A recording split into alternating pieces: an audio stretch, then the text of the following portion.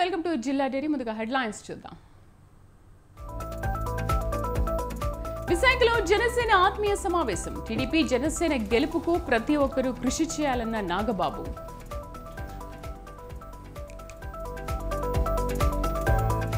తాడికొండలో నారా భువనేశ్వరి పర్యటన. చంద్రబాబు అరెస్టు సమయంలో మృతి చెందిన కుటుంబాలకి పరామర్శ.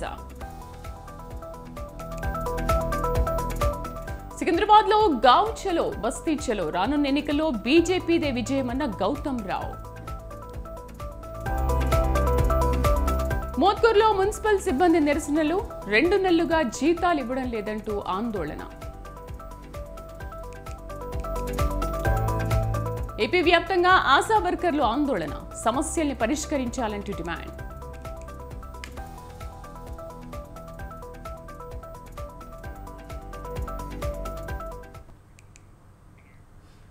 గుంటూరు జిల్లా తాడికొండ నియోజకవర్గం రేగులగడ్డ గ్రామంలో చంద్రబాబు అరెస్టు సమయంలో మృతి చెందిన నల్లజర్ల చెన్నకేశవరావు కుటుంబాన్ని నారా భువనేశ్వరి పరామర్శించారు. చెన్నకేశవరావు చిత్రపటానికి భువనేశ్వరి నివాళులర్పించి ఆయన కుటుంబానికి ఆర్థిక సహాయాన్ని అందించారు.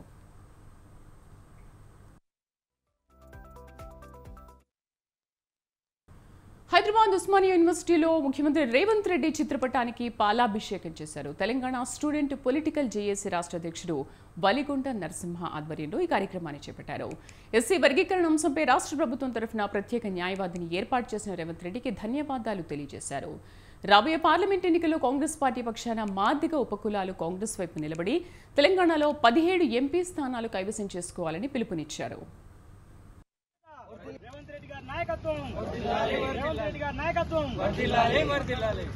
మాదిగ విద్యార్థుల ఐక్యత.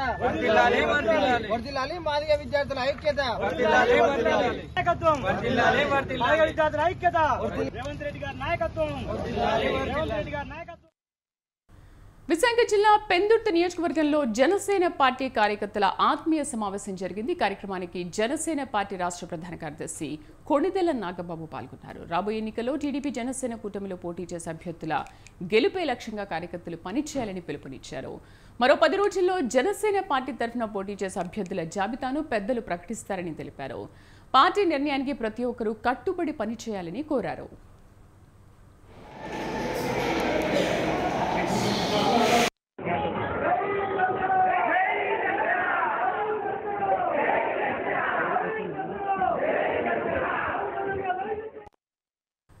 నరేంద్ర మోదీ మరోసారి ప్రధాని కావాలని ప్రజలు ఆకాంక్షిస్తున్నారని బీజేపీ రాష్ట్ర సెంట్రల్ జిల్లా అధ్యక్షులు గౌతమ్ రావు అన్నారు.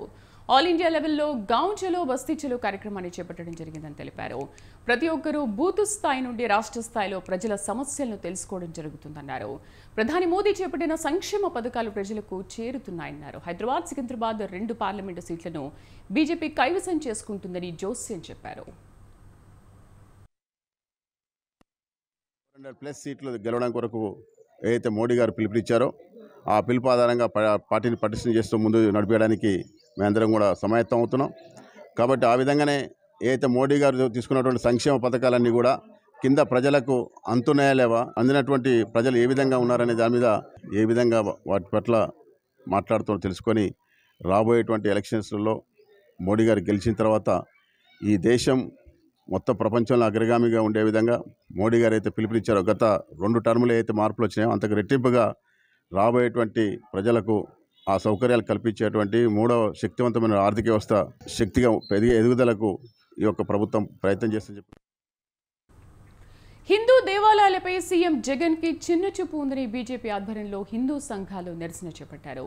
కొద్ది రోజుల్లో నందిగామలో జరిగే శుభ శ్యామలాంబ సమేత రామలింగేశ్వర స్వామి కళ్యాణ మహోత్సవం రథోత్సవం జరగబోతోంది. ఇప్పటి వరకు రథానికి మరమ్మతులు నిర్వహించక శిథిలావస్థకు చేరడంతో దేవస్థాన అధికారులు, చైర్మన్ పట్టించుకోకపోవడంతో హిందూ సంఘాలు రోడ్డుపై బైఠాయించి నిరసన తెలిపారు. Down down EO, down down chairman అంటూ నినాదాలు చేశారు. లక్షల్లో ఆదాయం, 100 ఎకరాల భూమి ఉండి కూడా రథం మరమ్మతులకి నోచుకోకపోవడం బాధాకరమని హిందూ సంఘాలు ఆవేదన వ్యక్తం చేశాయి. వెంకటాద్రి నాయుడు గారు కొన్ని వేల ఎకరాలు భూములు దానం చేసినటువంటి శ్రీ సుఖశాంబలాంబ సమేత రామలింగేశ్వర స్వామి వారి దేవస్థానం ఎంతోమంది అధికారులు ఉన్నప్పటికీ కొన్ని సమస్యలు చూస్తుంటే మనం వెనక చూస్తున్నాం. రేపు 23వ తారీఖు నాడు రథం తిరణాల పెద్ద తిరణాల అని చెప్పేసి అక్కడ పెద్ద బ్యానర్ కట్టాడు ఒక భక్త మహాశయుడు. ఇంకొక పక్కన ఈ రథానికి ముసుగు తీస్తే ఏమవుతుందా అని చెప్పేసి పరదాల చాటున జగన్మోహన్ రెడ్డి గారు కనుక అటు ఇటు పరిగణ చేస్తుంటే అటు ఇటు అడ్డంగా పరదాలు కట్టినట్టుగా మరి ఇక్కడ రథానికి కూడా పాపం పరదాలు కట్టి ఎగ్జిక్యూటివ్ ఆఫీసర్లు వారి యొక్క రుణం తీసుకుంటున్నారు జగన్మోహన్ రెడ్డి గారు రుణం. అయ్యా సోమవారం దేవస్థానంలో 19వ తారీఖు నుంచి కళ్యాణ మహోత్సవాలు మొదలవుతున్నాయి. దాంట్లో భాగంగా 23వ తారీఖు రథోత్సవానికి కూడా అన్ని ఏర్పాట్లు జరగడం జరుగుతుంది సార్. ముఖ్యంగా గత సంవత్సరంలో కొన్ని ప్రాబ్లమ్స్ ఉన్నాయి. పరిమితి ఇప్పుడు వనపర్తి వెళ్ళి అక్కడి నుంచి చూసుకొని మళ్ళీ రేపటికి మీకు ఫోటోలు అవన్నీ కూడా ప్రస్ముఖంగా నేను రిలీజ్ చేస్తాను సార్ అక్కడ జరిగే కార్యక్రమాలు. అలాగే ఈ సంవత్సరం కూడా డిపార్ట్మెంట్ అధికారుల పర్యవేక్షణలో వాళ్ళ యొక్క శాంక్షన్స్ తీసుకొని ప్రతిదీ కూడా టెండర్ రూపంలో పిలిచి. కామారెడ్డి జిల్లా జుక్కల్ నియోజకవర్గంలో ఉచిత మెగా వైద్య శిబిరాన్ని ఏర్పాటు చేశారు. ఉజ్వల్ ఫౌండేషన్ చారిటబుల్ ట్రస్ట్ ఆధ్వర్యంలో మెగా శిబిరాన్ని నిర్వహించారు. 12 ఏళ్ల నుంచి సేవలు అందిస్తున్నామని, ఇక ముందు జహీరాబాద్ పరిధిలో సేవలు అందిస్తామని తెలిపారు. జహీరాబాద్ పార్లమెంటు పరిధిలో కాంగ్రెస్ జెండా ఎగురవేస్తామని ఆశాభావం వ్యక్తం చేశారు. రాహుల్ గాంధీని ప్రధానిగా చూడడమే తమ లక్ష్యమన్నారు. డాక్టర్లు పెట్టి ప్రతి ఊరు తెప్పించి మనకు మెడిసిన్సే కాకుండా ఆక్సిజన్ కాన్సన్ట్రేటర్స్ ఎక్కడ కావాలో, సిలిండర్లు ఎక్కడ కావాలో అక్కడ అన్ని ఏర్పాటు చేసినాం. అదేవిధంగా సమ్మర్లో గవర్నమెంట్ హాస్పిటల్ ముందర వాళ్ళకి ఇబ్బందులు అవుతాయని వాళ్ళకు నీళ్ళే కాకుండా అంబలే కాకుండా తిండి ఇవన్నీ సప్లై చేస్తున్నాం. మా కార్యక్రమాలు గత 10 సంవత్సరాల నుంచి నడుస్తూనే ఉన్నాయి. కాబట్టి టికెట్ వచ్చినా రాకున్నా ఈ కార్యక్రమాలు నడుస్తూనే ఉంటాయి. ఇది 100% కంటిన్యూ చేస్తాం. మొదలు వచ్చిన ఇవాళ ఇప్పుడు మొదటిసారి పరిచయం అయ్యారు మీరు. ఒక 2 సంవత్సరాల తర్వాత మళ్ళీ కలుస్తాము. నా నమ్మకం ఏంటంటే నాకు టికెట్ వస్తుంది, నాకు నమ్మకము. నాకు రాకుండా ఆయనకు వస్తే ఆయన 100 విధాలు చేస్తాము. ఆయన వెంబడి ఎదురుతాము, ప్రతి కాన్స్టిట్యూన్సీ ఎదురుతాము, కాంగ్రెస్ జెండా ఎగరేస్తాము. రాజీవ్ గాంధీ ఎన్టీఆర్ జిల్లా నందిగామలో ఆశా వర్కర్లు ఆందోళన చేపట్టారు. చలో విజయవాడ కార్యక్రమానికి వెళ్తున్న ఆశా వర్కర్లను నందిగామ పోలీసులు అరెస్ట్ చేశారు. తమ సమస్యల సాధన కోసం శాంతియుతంగా చలో విజయవాడ కార్యక్రమానికి వెళ్తుంటే పోలీసులు అత్యుత్సాహం ప్రదర్శించడం బాధాకరమన్నారు. జగన్ ప్రభుత్వానికి రోజులు దగ్గర పడ్డాయని, తాము చేస్తున్న సేవలు గుర్తించకపోగా సమస్యలు పరిష్కరించడం లేదంటూ మండిపడ్డారు. తమను అక్రమ అరెస్టులు చేయడం దుర్మార్గమని మండిపడ్డారు.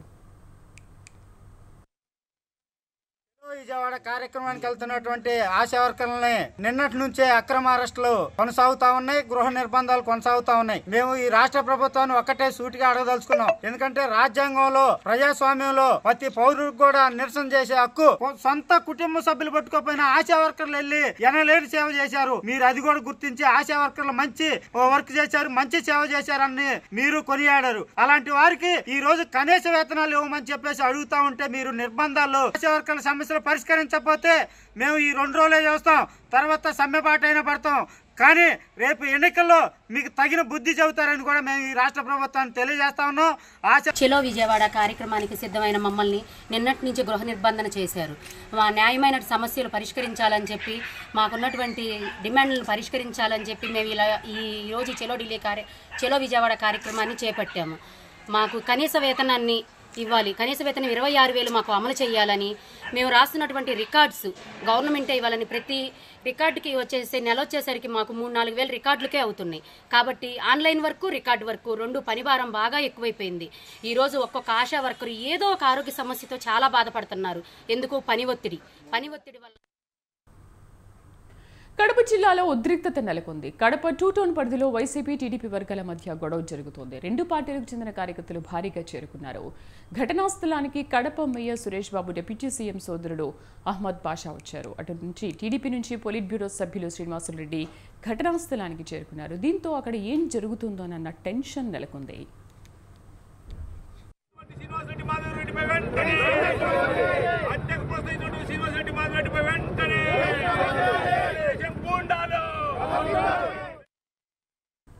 పశ్చిమ గోదావరి జిల్లా నర్సాపురంలో ఆశా వర్కర్లు ఆందోళన చేపట్టారు. చలో విజయవాడ ఆందోళనకు తరలి వెళ్తున్న ఆశా వర్కర్లను నర్సాపురం పోలీసులు అదుపులోకి తీసుకున్నారు.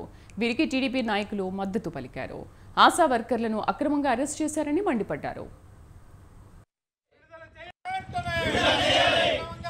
ఆశవర్కులు కాకపోయినా సరే వాళ్ళ మద్దతుగా మేము మా పార్టీ తరఫున మేము పోరాటం చేస్తున్నాం.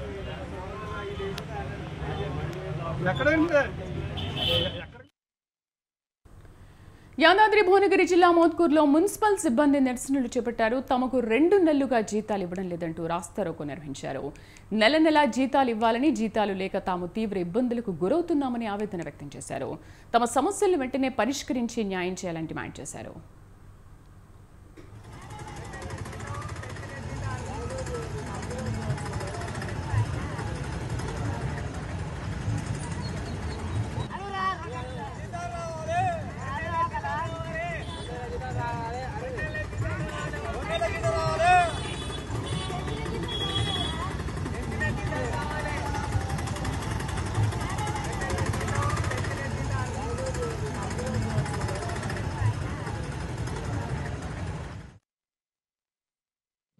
మాకు 2 నెలల జీతాలు ఇస్తలేడు.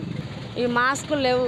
ఎప్పుడు అడుగు జీతం 1 నెలన్నా 5 తారీఖు వేసిన పాపంలో ఇది సార్ వచ్చిన కాంచి ఎప్పుడు 2 నెలలది 3 నెలలది మళ్ళీ అందులో ఏదో 1 నెల ఆయనకు వచ్చేది. ఈ ఆపిన కదా ఈ 2 నెలలు ఒకసారి వేస్తలే అని అది చేసేది లేదు. ఏంటంటే ఇప్పుడు 1 నెల జీతం తెచ్చుకుంటే 2 నెలలు అప్పు తెచ్చుకొని తిన్నోళ్ళు మమ్మల్ని అడుగు పీక్కుడు ఏడ తెచ్చేయాలి మేము. మాకు ఇలా కష్టం చేస్తే ఇంట్లోనే 4:30కు వస్తే 5 గంటల దాకా ఉంటాం. మేము బయట పనికి పోయేది లేదు. వచ్చే జీతం వస్తేనే మేము మా పిల్లలు బతాం. ఆ జీతం అడిగితే ఇయ్యాలిస్తా రేపిస్తా అక్కడ ఆగింది ఇక్కడ ఆగింది అంటే ఎక్కడ ఆగితే మాకే మేము కష్టం చేస్తున్నాం, మా జీతం మాకే అని అడుగుతున్నాం. ఎక్కువ జీతాలు కూడా కావాలి మాకు. 1000 రూపాయలు పెంచారు. అవి కూడా 9 నెలల నుంచి ఇస్తలేడు. అవి కూడా మాకు వెయ్యాలి. మున్సిపాలిటీలో పనిచేస్తున్నాం. మాకు 2 నెలల జీతాలు ఇస్తలేడు సార్. మాకు 2 నెలల నుంచి జీతాలు వస్తలేవు. ఈ రాక మేము చాలా ఇబ్బంది పడుతున్నాం సార్. అందు గురించి మా బాధలు అర్థం చేసుకొని మేము ఎంత ఇబ్బంది పడ్డా మీరు ఎవరు మమ్మల్ని దయచూస్తలేరు. అందుకే మేము దారుణ మాకు 2 నెలలు ప్రతిసారి 2 నెలలు 3 నెలలు 2 నెలలు 3 నెలలు ఆపుకున్నాక మళ్ళీ తర్వాత ఒకటే జీతం వేస్తుంది.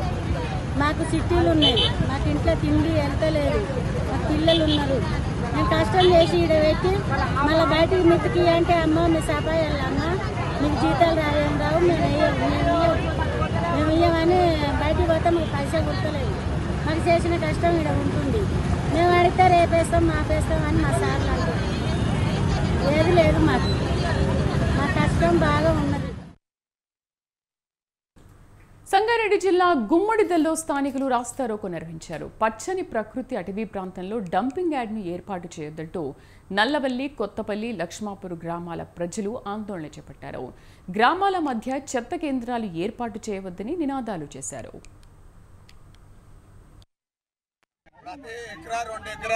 ప్రతి ఎకరా 2 ఎకరాలు జీవనం చేసుకొని సాగేటోళ్ళు వెనుకబడి రైతులు ఉన్నారు. ఇక్కడ మీరు ఇక్కడ ఎన్వైరన్మెంట్ ఒక ఫారెస్ట్ ఉంది.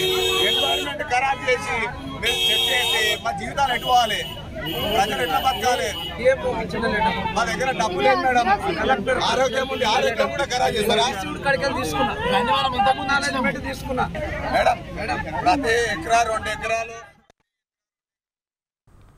ఎన్టీఆర్ జిల్లా విజయవాడలోని సౌమ్య థియేటర్ దగ్గర సందడి చేశారు వైసీపీ నేతలు. యాత్ర 2 మూవీ రిలీజ్ సందర్భంగా వైసీపీ అభిమానులు, కార్యకర్తలు టపాసులు కాల్చి సంబరాలు జరిపారు. యాత్ర 2 మూవీ హిట్ అవడం ఖాయమన్నారు. ఈ మూవీని అందరూ మెచ్చుకునే విధంగా ఉందని తెలిపారు.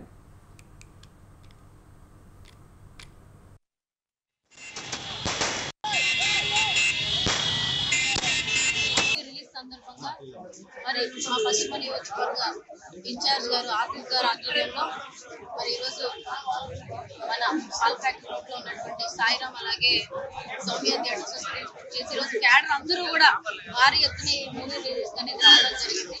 మరి గతంలో యాత్ర మూవీ కూడా మంచి హిట్ కొట్టింది. ఇప్పుడు యాత్ర 2 కూడా ఇదేదో ఒక కల్పిత పాత్రలతో లేకపోతే ఒక కల్పితమైన స్టోరీతో తీసినటువంటి మూవీ రిలీజ్ సందర్భంగా వైఎస్ఆర్సీపీ అభిమానులు, నాయకులు, కార్యకర్తలు అందరూ తరలి వచ్చి ఏదైతే సౌమ్య థియేటర్, సాయిరామ్ థియేటర్ అక్కడ ప్రజలందరూ, నాయకులందరూ, వైఎస్ఆర్సీపీ అభిమానులందరూ వేలాదిగా తరలి వచ్చి ఈ యొక్క యాత్ర 2 విజయోత్సవానికి అందరూ రావడం జరిగింది.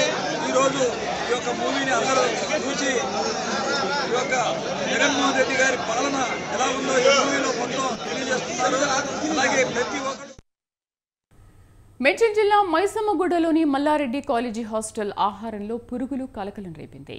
మల్లారెడ్డి యూనివర్సిటీలోని బాలికల హాస్టల్లో భోజనంలో బల్లులు పురుగులు రావడంతో విద్యార్థినులు ఆగ్రహం వ్యక్తం చేశారు. దీంతో విద్యార్థినులు పలువురు విద్యార్థి నాయకులు హాస్టల్ వద్ద బైఠాయించి నిరసన చేపట్టారు. నిరసన చేస్తున్న వారిపై సెక్యూరిటీ సిబ్బంది దాడి చేశారు. దాడిలో విద్యార్థి నాయకులకు తీవ్ర గాయాలు కావడంతో ఆసుపత్రికి తరలించారు.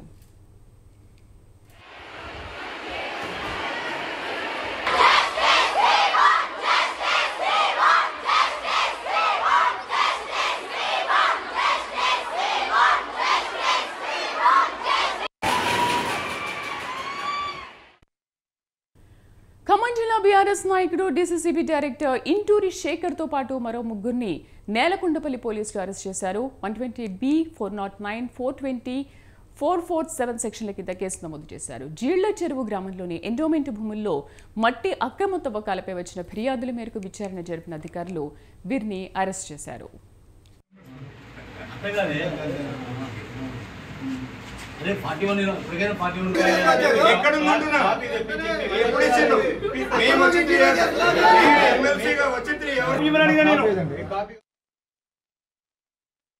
అధికారంలోకి వచ్చి 60 రోజులు కూడా కావటం లేదు.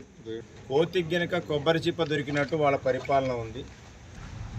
బీఆర్ఎస్ పార్టీ నాయకుల మీద, కార్యకర్తల మీద అక్రమ కేసులు బనాయించి బీఆర్ఎస్ పార్టీ నాయకుల్ని, కార్యకర్తలను బెదిరించి ఏదో బీఆర్ఎస్ పార్టీని రాష్ట్రంలో లేకుండా చేస్తామనేటువంటి ఒక భ్రమల్లో కాంగ్రెస్ పార్టీ నాయకులు ఉన్నారు. ప్రత్యేకించి ఈ జిల్లాలో ఉన్నటువంటి కొంతమంది వ్యక్తులు, అప్పనంగా మంత్రి పదవులు పొందినటువంటి వ్యక్తులు ఈరోజు ఏమనుకుంటున్నారు? అనంతపురం జిల్లాలో బైక్ దొంగలను పోలీసులు అరెస్ట్ చేశారు. వారి వద్ద నుంచి 25 లక్షల విలువ చేసి 29 బైకులు, ఒక ట్రాక్టర్ను స్వాధీనం చేసుకున్నట్లు జిల్లా ఎస్పీ అన్బురాజన్ తెలిపారు. జిల్లాలో 5గురు బృందంగా ఏర్పడి గత కొంతకాలంగా ద్విచక్ర వాహనాలను దొంగలిస్తున్నట్లు తెలిసిందన్నారు. వీరిలో 2 మైనర్లు ఉన్నారన్నారు. వారిని కోర్టు ముందు హాజరుపరుస్తామని చెప్పారు. వీరందరినీ రిమాండ్కు పంపుతున్నట్లు ఎస్పీ తెలిపారు. 5 మందిని ఈరోజు అరెస్ట్ చేయడం జరిగింది. వాటిలో 2 జువెనైల్ కాబట్టి వాళ్ళిద్దరిని కూడా జువెనైల్ జస్టిస్ బోర్డుకి ఎదురుగా ప్రొడ్యూస్ చేయడం జరుగుతున్నాయి. మిగతా 3 కూడా నరేష్, మహేందర్ అండ్ నాని అని అనంతపురం టౌన్కి సంబంధించిన వారే. వీళ్ళు 3ని జ్యుడిషియల్ రిమాండ్ కోసం కోర్టుకు ప్రొడ్యూస్ చేయడం జరుగుతున్నాయి. వీళ్ళ దగ్గర నుంచి దాదాపు 24 వెహికల్. ప్రకాశం జిల్లా ఒంగోలు మండలం పెళ్లూరు వద్ద రోడ్డు ప్రమాదం జరిగింది. తమిళనాడు నుండి నర్సరావుపేట నాటుకోళ్ల లోడుతో వెళ్తున్న మినీ లారీ బోల్తా పడింది. మినీ లారీ టైర్ పంక్చర్ కావడంతో రోడ్డు ప్రమాదం సంభవించింది. లారీలో ఉన్న 800 నాటుకోళ్లు మృతి చెందాయి. దీంతో తీవ్ర నష్టం వాటిల్లింది. ఒకప్పుడు చెరువులతో కళకళలాడే భాగ్యనగరం నేడు భూబకాసురుడి చేతుల్లో ఆక్రమణలతో అంతరించిపోయింది. ప్రకృతి సిద్ధంగా ఏర్పడిన చెరువుల్ని సైతం శాసించేలా అక్రమార్కులు ఆక్రమణలకు పాల్పడ్డారు. దీంతో చిన్నపాటి వర్షం వచ్చినా నగరం ముంపునకు గురవుతున్న పరిస్థితులు. ఇదిలా ఉంటే నగర వ్యాప్తంగా ఉన్న చెరువులన్నీ భూబకాసురుల చేతుల్లో ఆక్రమణకు గురవుతున్నాయి. ఈ విషయమై స్పందించిన రాష్ట్ర ప్రభుత్వం నేషనల్ గ్రీన్ ట్రిబ్యునల్ తెలిపింది. చెరువుల ఆక్రమణలపై 3 వారాల్లో నివేదిక కావాలని అడ్వకేట్ కమిషనర్లను ఆదేశించింది.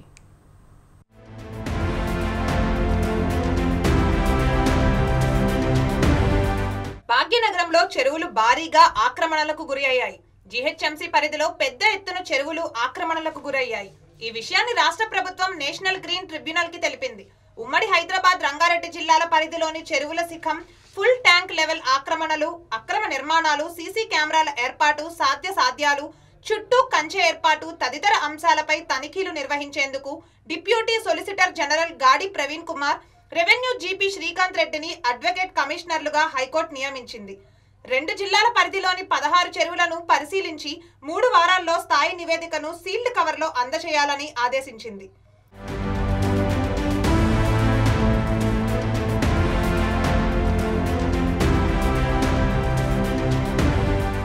జీహెచ్ఎంసీ పరిధిలో 134 చెరువులు ఆక్రమణకు గురయ్యాయి. ఈ సరస్సుల చుట్టూ 14,061 ఆక్రమణలు కాగా 30 చెరువుల్లో 85% ఆక్రమణకు గురయ్యాయి. దాదాపు 104 చెరువుల్లో 15% ఆక్రమించేశారు. ప్రభుత్వ నివేదికలో కుక్కట్పల్లి, కుతుబుల్లాపూర్, సరూర్ నగర్, షేక్పేట్, షేర్లింగంపల్లి, రాజేంద్ర నగర్ పరిధిలోని అనేక సరస్సులు ఆక్రమణకు గురయ్యాయి. ఒక కుక్కట్పల్లిలో మైసమ్మ చెరువు ఫుల్ ట్యాంక్ లెవెల్ పరిధిలోని 148 ఎకరాల్లో 1500కు పైగా అక్రమ కట్టడాలను గుర్తించారు. ఇక్కడ ఫుల్ ట్యాంక్ లెవెల్ చుట్టూ ఆక్రమణల నుండి రక్షించడానికి ఒక బఫర్ జోన్ ఏర్పాటు చేశారు. బఫర్ జోన్ లో ఏదైనా నిర్మాణం చేపడితే దాన్ని చట్టవిరుద్ధంగా పరిగణిస్తారు. ఈ 134 సరస్సుల చుట్టూ ఫుల్ ట్యాంక్ లెవెల్లలో 8718 ఆక్రమణ నిర్మాణాలు, బఫర్ జోన్లలో మరో 5343 నిర్మాణాలు ఉన్నాయని నివేదిక పేర్కొంది. 51 చెరువులు ఎలాంటి ఆక్రమణలకు గురి కాకుండా ఉన్నాయని నీటిపారుదల శాఖ తెలిపింది.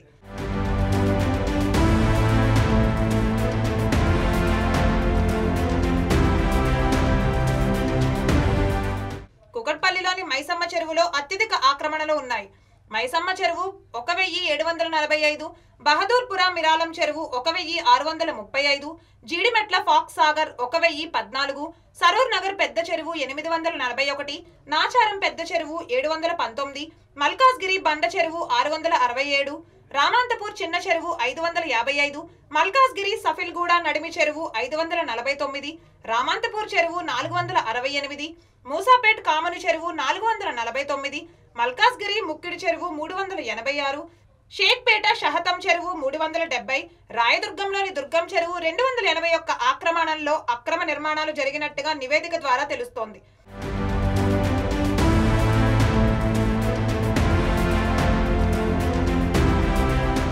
హైదరాబాద్ పరిధిలోని చెరువులు, కుంటలు ఆక్రమణలో నిర్మాణాలు చేపడుతున్నారు.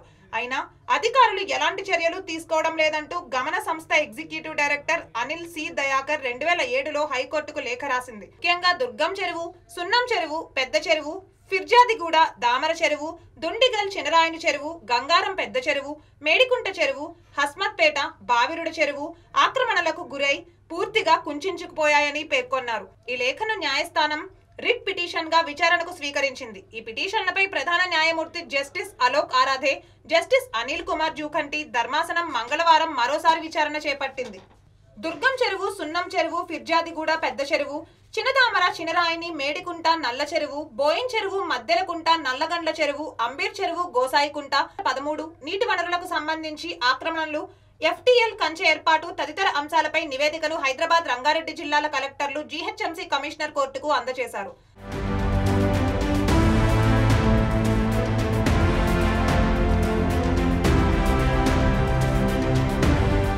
దుర్గం చెరువు చుట్టూ సైకిల్ ట్రాక్ ఏర్పాటు చేసినందున కంచె వేయడం సాధ్యం కాదని చెప్పారు. GHMC కమిషనర్ నివేదికలో మాత్రం కంచె ఏర్పాటు చేసినట్లు ఉండడంపై ధర్మాసనం అభ్యంతరం తెలిపింది. పరస్పర విరుద్ధంగా స్టేట్మెంట్లు ఉండడంతో అడ్వకేట్ కమిషనర్ల నియామకం చేస్తున్నట్లు స్పష్టం చేసింది. వీరు చెరువులను పరిశీలించి నివేదిక అందజేస్తారని చెప్పింది. ఇద్దరికి 25,000 రూపాయలు చొప్పున రెమ్యునరేషన్ అందజేయాలని రాష్ట్ర ప్రభుత్వాన్ని ధర్మాసనం ఆదేశించింది. విచారణకు GHMC తరపున జయకృష్ణ, కేంద్రం తరపున DSG ప్రవీణ్ కుమార్, రెవెన్యూ తరపున శ్రీకాంత్ రెడ్డి హాజరయ్యారు. దుర్గం చెరువు చుట్టూ కంచె ఏర్పాటుపై అధికారులను అడిగి వివరాలు తెలుసుకోవాలని AAGని ఆదేశించింది హైకోర్టు.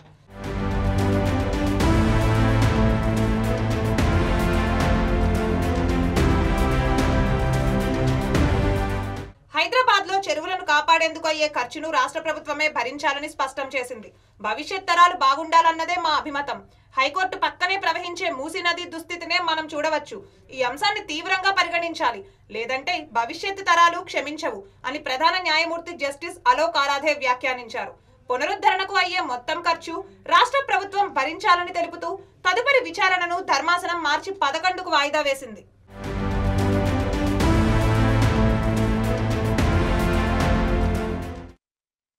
హైదరాబాద్ యూసఫ్గూడలోని లక్ష్మీ నరసింహనగర్లో దారుణం చోటు చేసుకుంది. పాలమూరుకు చెందిన రియల్ ఎస్టేట్ వ్యాపారి సింగోటం రాము అనే వ్యక్తి గొంతు కోసి అతి కిరాతకంగా చంపేశారు. రాముపై ఒకేసారి 10 మంది కలిసి దాడి చేసినట్లుగా తెలుస్తోంది. కర్నూలు జిల్లా కొల్లాపూర్కు చెందిన పుట్ట రాము అలియా సింగోటం రాము రాజకీయాల్లోనూ చురుగ్గా ఉంటారు. దీంతో ఈ హత్య వెనుక రాజకీయ కోణాలు ఉన్నాయా అనే కోణంలోనూ పోలీసులు విచారణ జరుపుతున్నారు. కేసు నమోదు చేసుకున్న పోలీసులు నిందితుల కోసం గాలిస్తున్నారు.